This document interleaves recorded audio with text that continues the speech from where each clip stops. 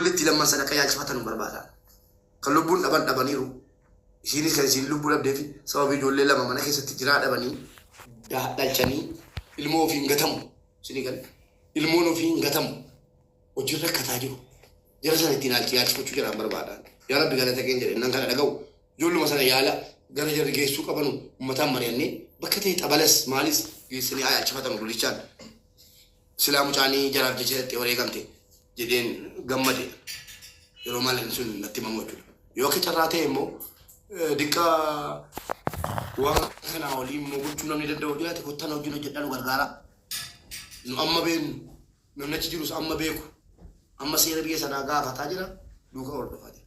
Yoo immoo akka carraa namni beektan jiraattan ol kaatanii gastii balattanii sobaa kuma dhibba shantu fuudhamaa kanatu fuudhamaa akka jireen fi galaa jettee iyyuurra kottaan nutti dhiyaadhaati lakkii ana kanarraa beeknaa. Jedha nan gammada. Sirriitti man jiraan birrii 75,000 Saawudii jechuun birrii miliyoona 2 Itoophiyaati. Miliyoona 200 waan akkasii. Kanatu fuudhamuu deemaa jira. Kanatu falmamuu deemaa jira.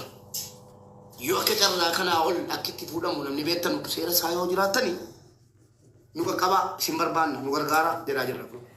Karaan banaadha isin jedhaa malee nutu fuusisa nutu beeka nutu akkana godha jedhaa jiru. Nu gargaaraan siniin jedhaa jira. Nu waamicha sinii godhe lammarraa kaasa.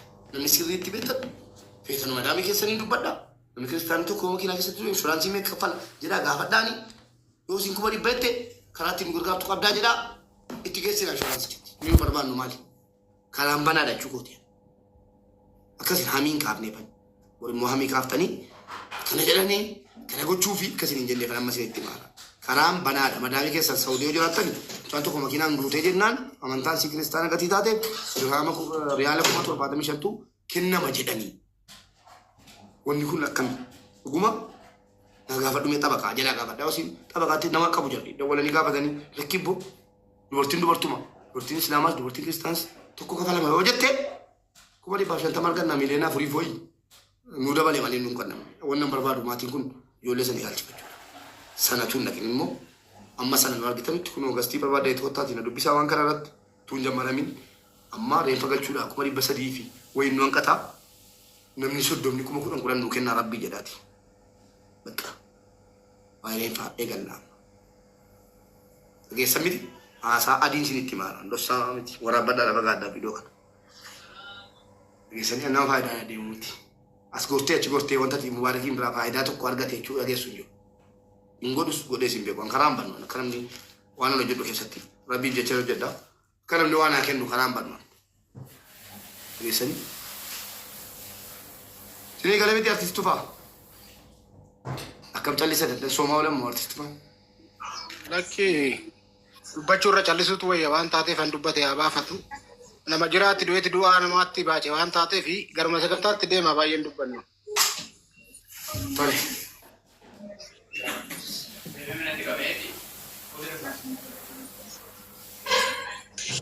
Seenaa mi'uuti irraa kaafadhuuti iddoo gadi dhiisi lubbuu ishee amma galchitu nutti miti yoo gargaarsas ta'e. Warri gargaarsa hirmaachuu barbaadan lakkoofsa tokko tuqaddaas hin galchina. Warri hin gargaarraa obboleettii keenya nu bukkeedhaa du'ee jettanii dhugaa Rabbii. Hawwi muitii qabu. Tokko dubbadhu amma bubbeen as deebi'utti yoo tokko amma cumaan eeggaltanii Yaala seenaa yaadan baay'ishinaa jidduudhaan dubbattu. bubbeen asaa deebi'uufan lubbu amma bubbeen as deebi'utti amma bubbeen as deebi'utti ani mukkuma argee guyyaa isa galateeffadhu hin dhabee waan ta'eef guddaa nu galatoomuu bee osoo ati dubbachuu baattee reefuma ishii kanayyuu namni nu mul'isu hin jiru dhugaa dubbachuu feemasii baay'ee jira ati guddaa nu galatoomuu waaqayyoon umurii kennu faadheeressu ani homaa dubbachuun barbaadu dhumarratti immoo weellisaatu obboleessa keenya nan barbaada booddee yeroo kun xumurame taa'een sin dhaggeeffadhaa galatoomaa. Ani ganama kuma shangalcheen ritii sinni erga beekatu jidduu kana gargaarsi nutti baay'ateera torbee dhufuu keessallee kan obboleessa keenya lamma jira jaa ta'eef kaleessa argitaniittu bor ganama kuma shannan galcha shan jechuudha risiiti sinni erga. Okay? Galatoomi maaliif hundumtuu wal bira dhaabatee akkasii wal jabeessee namatti tola. Xaalqaa galuun sirrii miti. Ammaaf galatoomaa dhugaa Rabbii hundi keessan akkasuma akkasitti ni guuttanna. Yoo kuma shan ta'e nama 60 barbaanna yoo kuma konnan ta'e nama 30 barbaanna. Adaraa keessa. kuma shan dhugaa jette nama soddoma jiru nama jaatama kuma shan nuu kennu argannaan cufne kan jedhan jabaadhaa. Let's go. Seenaa dubbadhu tiibuu lakkoofsa tokko addaa warri gargaarsa barbaadan akkasitti yaadu qotanii galchaan bilbila biraa deemee jira. Hojii xiqqoon qaba.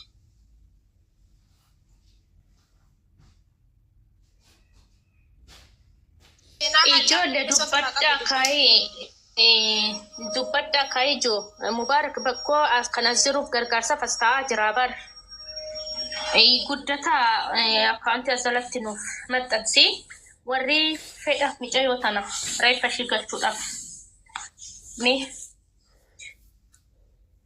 Warri hirmaattanii lakkoofsa tokko barreessaa ol galtanii.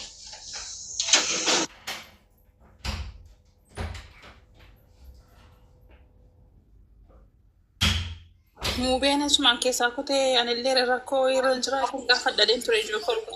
Nama badee jira poliis warra sirrii jirtan. Gaaffii irratti gaaffillee ittiin tolu garuu isatti.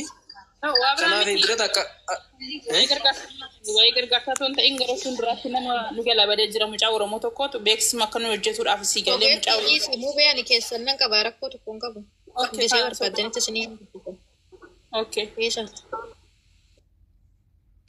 Lakkoofsa tokko addaa ijoollee warri reeffa micayyoo kanaa hin galchina boronis nan du'a haadha kiyyatti nagaan ba'een nagaan gala jettanii. Risiitii hergi rakkoon qabu birrii takka yoo galchite hergi. Yaadoko inni hirmaata birrii takka birrii lama dhugaa rabbi hamma humna keessanii dirqama 5,000 dirqama 10,000 20,000 namni kaffalaa isin jiru birrii lamarraan boronis nan du'a nan rakkadhaa warri jettan lakkoofsa tokko addaa isin hin galcha. Please hirmaadhaa dhugaa rabbi nuti boruu dandeenya rakkachuu dandeenya.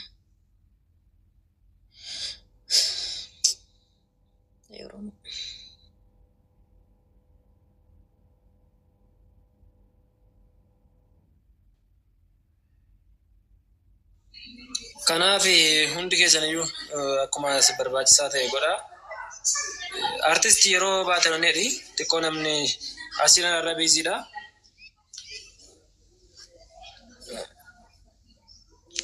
Kanaaf nan baachuu barbaadeen. Saafuu lakkoofsa kosii kaa'een ture.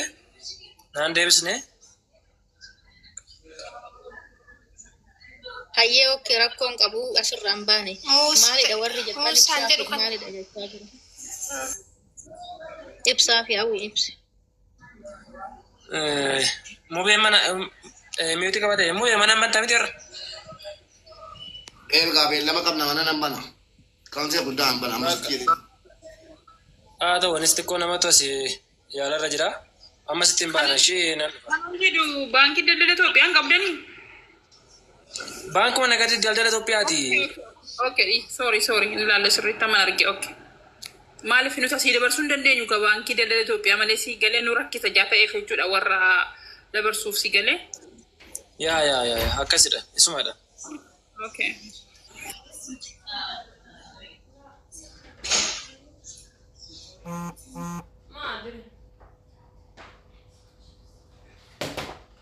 Hundi keessan turtii gaarii qabaadha. Namni hirmaatu oduu dhaggeeffachuuf nama waraabuuf wassala ta'anii turanii galgala mana Mubaarak dhannaa hundi keenya yoo rakkoon qabu amma hundi keessan iyyuu galatoomaa akkas. Faazariin sufaan jajjabeessaa daraa keessan bishaaffaa kennaa fida rabbi obsa isaanii kennu. Nama takka illee dhabne dhugaa.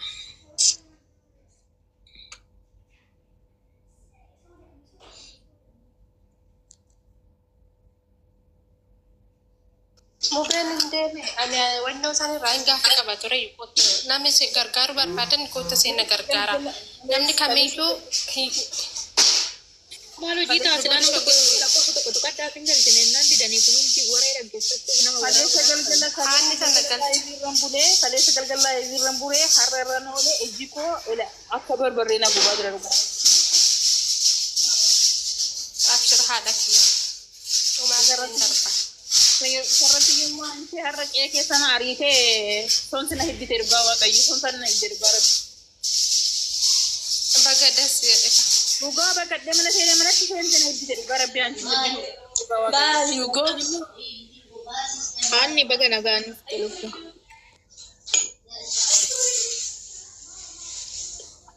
Anna. Baga nagaan na itti bareeddu ko. Noori baga nagaan dhuftee dubbaddu haadhoo koo yaada qabdu dhaggeeffachaa. Ijoollee bee makiina dhaquudha arti mucayyoon kanaaf ammoo irra taa'ee. Okay, koo dubbaddaa hundi keessan uume. Hawwii koo mee Okay. dubbachaa. Asha. Anna dubbaddu itti fufii dhaggeeffachaa turte obboleettii keenya reeffa ishii galfachuudhaaf xaxxaaraa jirra. Nagaa Waaqayyo sin galchee nagaa maatii keessanitti sin haa deebisu dhugaa rabbi. Nagaan baanii galuu Waaqayyo nama jaalatu. Dhaggeeffataa ture hundaayyuu dhageera anillee asirra yaada qabu inni ibsadha ammasa madami koo na bira jirti garuu seenuu waan barbaadu nagalchisin jedhaa ture hin deebi'a. Rakkoon qabu seenu. Kennu ashfir rakkoon qabu. Ifan okkee na ergi fuudhuu si deebisee ka jarrisitti yaadu. Hayyeetti fuudhu. Tufuuf yaanni. Wai lufu madami na bira jettee jirti fachi. Okay. Madami na bira jettee. Warri obboleettii teenya kana gargaaru feetanii lakkoofsa tokko barreeffadhaa yookaan ergadhaame.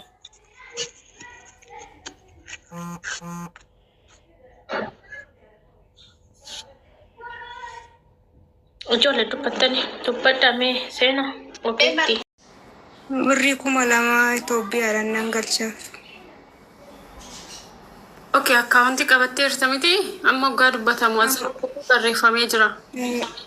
Amma suuraa kaafadhe ammas jaluman taa'ee cheekii godhadhe sirrii ta'uu baate. Tole bareedduu xiyya galatoomii guddaasa. Ammallee bakka jajjabina kennuufi. ayyee giifti kiyya kalas irra deddeebitanii koomentii akkaawuntiin barreessinaayi namni suma gadi akkas gadi ataa'ee iskiriinshuut godhachuu danda'a waan ta'eefu adabsiisuu waan danda'uuf hundi keessanuu piliis namni 1,200 jirtan kun yoo xiqqaate hiriyootaan keessan nama 10,15 irratti sheer godha adara dhimmi kun dhimma maalii akka ta'e hin beektu yoo xiqqaate nama 10,15 irratti sheer godha birriin tokko nu gargaara sii galee kanaafiyyuu nama 10,15 irratti sheer godha weelkaan baga nagaa. Ni kuma bajaaj jechuun immoo warri kuma bajaaj jechuun immoo guyyaa 2-3 wanti nu abbaa kana asirratti nuuf hin jiru. Birrii kuma tokko namni dhibbijaa yookiin iyyuu gaa waan ta'eef uffataan jiru birrii 100 bucuudhaa jettanii nun baqatina. 2 fiduun barbaadu abbaa kana miidiyaa kanarra. Mana keessa jiraatan uffatanii lafa jedhatan. Birrii 2-3 nama gadda qabu. Ayyee dubbachiisi bakka asii fuudha bareessi kennee irraa dubbachiisi. Lammi afaan Afrikaa lama waliin barbaachisu waan taate lammi maatiidha isheen rakkoon qabu kuma 10 jechaa turteemi. Birriin paaraa birrii 10,000 gashaan. Artiistii tufaa dhiifamaa wajjin warra 10,000 addatti galmeessi. 5,000 illee addatti warra kaan immoo addatti tu danda'ame. Hojii adda baafanna nama 60 10,000 nuti nu arganne bakka. Keenyatti ni qata lammi keenyatti. Birrii Itoophiyaatti birrii meeqa? 10,000 birrii Itoophiyaa birrii 10,000. Okay. Galatoomii bareedduu keenya yoos ni danda'ame garuu daftanii galchuu fi yaalaashii warri hin galchine jechaa jirtan kun. Yoo Waaqayyo lallame jeesse boruuf iftaan keessan hin galcha har'ayyuu fudheen nan galchadhee ture haalli nama jechuu didee nan galcha. Keen maatiidha waan taateef hiriyoota kee kasi jaalatan hundumaa dirqamsiisimatti ergi gahee keessan baay'inatti maatiidha. Ayyee nama keessan illee akkaawuntii ergeef ni jiraani rakkoo hin qabu. Ergi too galchan nagahee isaanii natti ergi lakkoofsa koo siifan teechisa. Jira inni guddaan warra sirra galtan waadaa sobaa gallaan imaanaa isinitti dhufa beeka. Waan guddaadha beeka. Wanti boosiin dhaggeeffadhanaa biraa galcha. Tole. Waan kana gochatti akka guyyaa gastii adda addaa irratti haasamu sanii miti dubbiin. Jira abbaanas jira kan irratti galu akkaawuntii maatiiti waan taateef seenaan borsiin gaafata. Dhiiga nu gochiiftu dhiiga sinaa godhu. Dhiigama wajjiniin. Maali? Siifuu sagaleen kun nagaama miti? Nagaamee. namoonni baay'een hin galchine jedhanii asirratti waada galuu garuu immoo gaafa asirra bu'an boru jedhu borummaa sana hin galchaniif. Innaa hundi keessan yoo dadhabdan isaa rakkinaan qabu hundi keenya warras dhufnee dhaggeeffannu kun hin dandeenyaa miti garuu yaadanis hin deeggarraa kan qabus immoo gochaan hin deeggaraadha malee yoo dhabdan asirratti waada galtanii nama sanas gammachiisanii gaafa borummaa sana immoo miirri nama sanaa hin caba ableessa gadi bu'a. Innaa bilis warra akkas gootan dhiifama wajjin akkasin godhina. Emoji bochaa immoo adaraa rabbiin isin qabe irra bebeeto rabbiin isin qabe emoji bochaa hin barreessina. Akkam jirtu nagaa jirtu. Baga nagaa. Abbaa koo waaqayyoon jajjabina isin haa kennu. Ishii sanis nafsa ishii nu amaaru rabbiini. Ani akka Itoophiyaatti 3,000 nan galche boru. Tole akkaawuntii qabattee jirtaa? Nan qabadha amman seeneen. Jala akkas koomentii akkas gadi haxooftee yoo ilaalte akkaawuntiin hin jira yoo barbaachisaa ta'e immoo irra deebi'ellee isittan himaa galatoomii bareedu koo. Abduu seen barreesseera. Taajii galatoomati. Ifaan weelkaa. Hundi keessan dhaggeeffadha. Wanni gootan gochaan ta'uu qaba. Namoota hedduu gastii adda addaarratti argaan oole guyyaa irraa. Halkan edaareeffa mucoo kana arge suuraa ishii arge keessi goona gubateen bulee. Bulle 11 rafi. Taa lama rafne siruma warra jala deemtanii waan adda addaa sooftan kan galu akkaawuntii abbaa ture. Kan galchinu reeffa boleettii kiyyaati.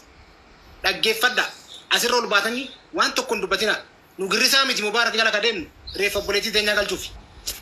Boleettii tiyyaa waan taateef as jala deemtanii ragaa funaannannee guyyaa irraa warabbachaa oole nama mataa tokkoon tokko waan hafamaa oole. Amma abbaa keenya kana obboleettii tiyyaa reeffa obboleettii teenyaa galchuuf waan taateef gochaan qofa asirra baatu dubbadha. Viidiyoo waraabbannaa ragaa wajjin teessan jechuudha. Galchuu baattas seena siin gaafata gaaf duutan hin beektan. Tokkoon keessan akka qeerrata mettatti nama dubbatu barbaada. Daqiiqaa lama olitti fudhatisiifu. Daqiiqaa lama qofa akkaawuntii. Siifaan baga nagaa. Gara gochaatti ol galchi nama dubbatu. Nagaa jirtu miti. Anis siifu akka mataa kiyyaatti anis birri 5,000 akka biyya Itoophiyaatti nan gasha. Okay, akkaawuntii qabadhu galatoomii guddaa isaa tolesh. Ayyee. Difansi. Ayyee, ish. Adaraa garuu warri seentanii waadaa galtan kun isin eegnaa kotta ammas immoo yaa Oromoo waan dandeessaniin ammas giiftiidhaanis warri dandeessan waan qabdaniinis gargaara. Birriin 500 isiniin jedha. Birriin 500 Itoophiyaa fayyada. Hawwii weelkaan baga nagaan dhufte.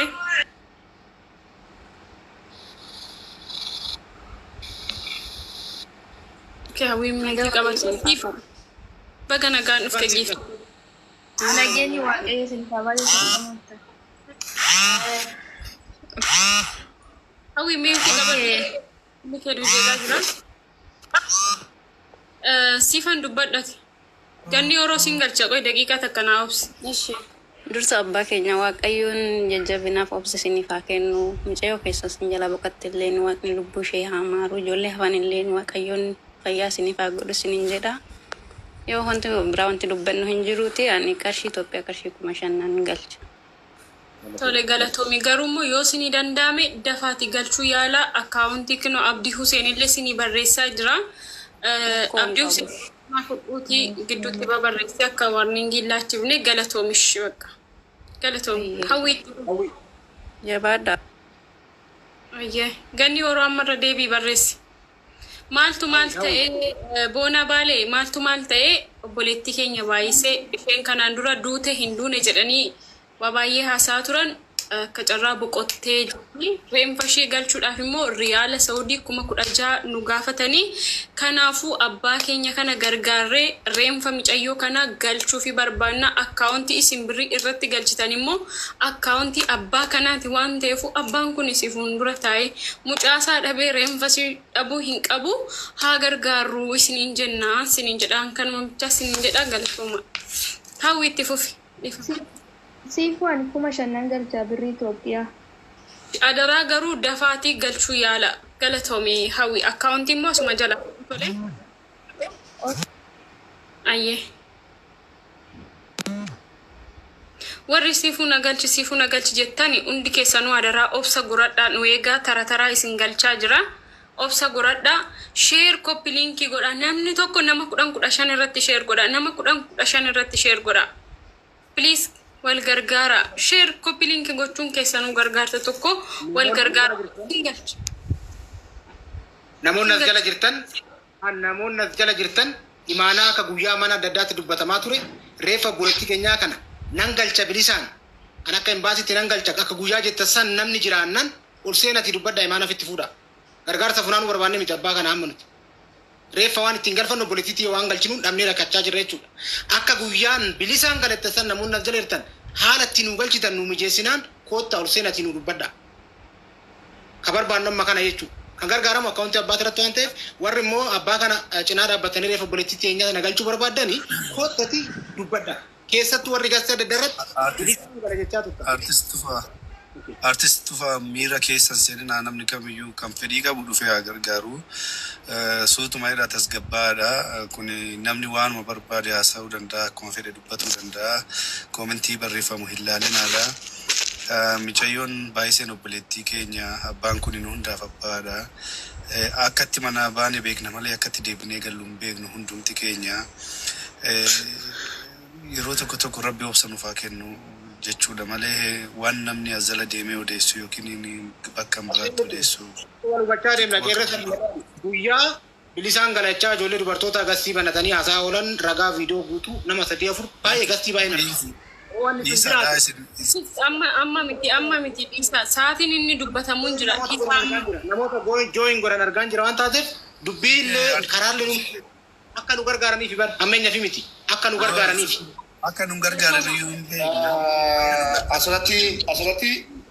Asirratti yaada tokko qaba dhiifamaa hojjetu.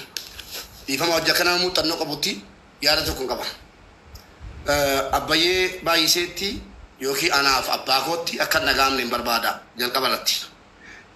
Diqqoo viidiyoo akkasii yoo argitan nama akkas dubbatu yoo argitan isin akkasitti isinitti nagaamne. Isin jibbanii yookaan akka reeffiin galee barbaadanii osoo hin taane dhiifama godhaafi tokkoffaa warra na jibban. Ni galee miidiyaa kana irratti nama na jibbu hedduun qaba. Nama na jaallatu hedduun qaba. Warri faallaa koo deemanuu wannan hojjedhu akka milkoomne wanni jarri utuu isin jirtanuu utuu isin maatiin jirtanuu kijibaanii dhimma isaatiif galee maallaqa maatiif gaa fudhatee anamman dubbanne dubbachuu isin barbaaduan koomiidhaa yeroo dabarsuu gubuun barbaaduan maallaqa fudhatee isin hin argine waan namatti dhagahamu jechuudha. Shaayii tokko naa bittaniittu isintu beeka isa.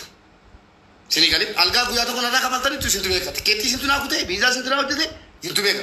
Maal jedhan mana banatanii tikkeettii birrii tikkeettii irraa fudhatee 100 meeqa irraa fudhatee maal warra na jibbantu maallaqa akka waan akkaawuntii koo irratti galaa jiru ana dhahuu fakkeessaniyyi nummi immoo miidhaa gara keessa itti fiduu barbaadan obbolaa koo jala jirtan akkaawuntiin kan abbaa baay'iseetiif kan haadhaati gurra banadhaa ana biratti birrii walitti qabamu hin jiru duris walitti qabamee hin beeku haadhaaf abbaan immoo utuma imbaasiin nuu galche waa tokko jala mureessitti himu utuma imbaasiin nuu galche hin gargaarranna dhukkufataa lama mana keessaa qabu dhukkufataa sanaaf jecha mucaan kun wareegama kafalte wareegama haga lubbuu kafalte hin gargaarra isinii galee dhumee amma isinii dhumeera kanaachuu waan jettan qabdu obboleettii keenya dhabne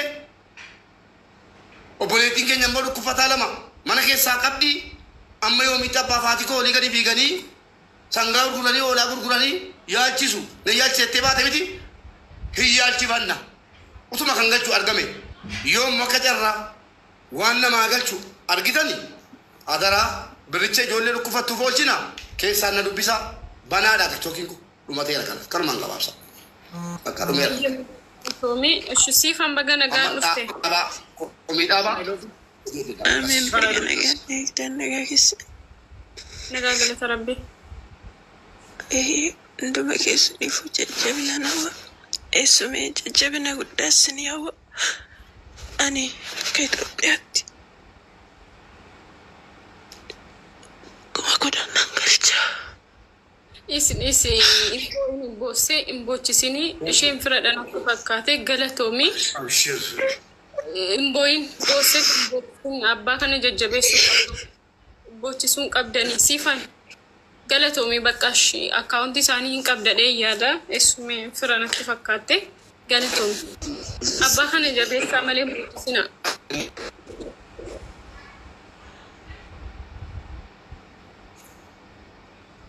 Eshi dafa. Warra jala deemtanii immoo abbaan kun boqonnaa fudhachuu qabaa jettanii abbaa iyyuu finnee milka haan jirruyyii abbaa ariinee wanni nu goonu hin jiru yoo dhugumatti nu yaaddanii abbaa kana yaaddan warra silaa laayif irra bulu.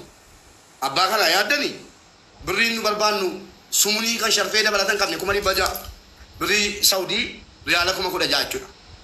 34 sabadhaa 16,000 barbaanna sana nu guutaati waa tirfii wayii gaafataan jiru.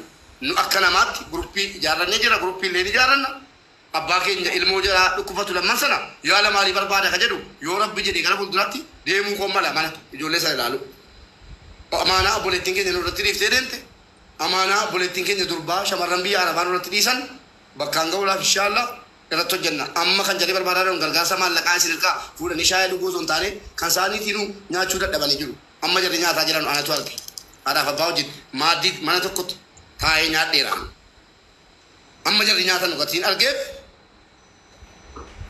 ganaa deeggarsa ni goonaa fi eeyyee ni goonaa fi amma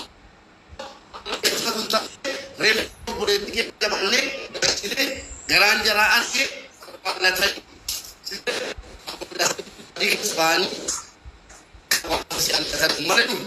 gargaarsa beekanu an abbaa kana yeroo jalqabaatiif dhimma mucaa isaanii irratti hin argine. Yeroo jalqabaatiin miidiyaa wanti miidiyaa isaan baase bormaatii kee baasuu danda'a. Sigalee wanti miidiyaa isaan baase ilmoo kunaa barbaadaadha. Amma immoo eenyu yeroo namni du'e galchaa jirra hin galchinaa bakka. Yookiin bilisa kuma shanis amma dandeessa nu gargaara. Bilis warri gastiirra yoo namni koomeentii irratti waan barbaade barreesse jibbaa jaraatiif miti jibbaa mubaarikiif jedhaa fudhaa. Maaliif namoonni bilookii keessa jiran akkaawuntii isaaniin as jala guutanii jiru. Kitaaba lamuun haaseenaa. Itti fufi. Ayyee galatoomi. Guys qabaa jira connection la mubaarakiyyuu baay'ee qabaa jira. Adaraa namni 1,400 jala jirtan kun hundi keessan taap koppii liinkii taasisaa.